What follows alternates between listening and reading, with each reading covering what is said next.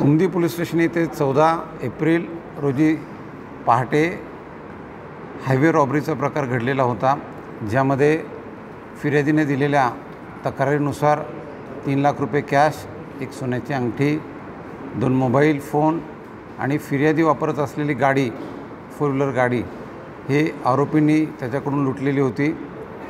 पोलिसांनी तात्काळ या गुन्ह्याची नोंद घेऊन तपास सुरू केला, ज्यामध्ये एकूण 7 आरोपी त्यामध्ये निष्पन्न झाले। आरोपींची संख्या बघता त्या ठिकाणी दरोड्याचा गुन्हा कलमवाढ करण्यात आली। आरोपींकडून आम्ही पुढे जप्ती जेव्हा केली, त्या जप्तीमध्ये फिर्यादीनं दिलेल्या मुद्देमालापेक्षाही जास्त रक्कम त्या ठिकाणी आम्हाला आढळून आली। गुन्ह्यामध्ये एकूण 3 लाख रुपये कॅश सांगण्यात आली।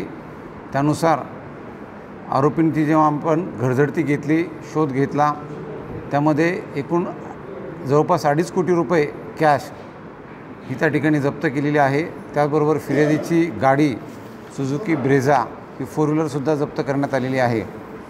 आज माननीय न्यायालयासमोर आरोपींना हजर केले असता आरोपींना 6 दिवस PCR मिळालेला आहे।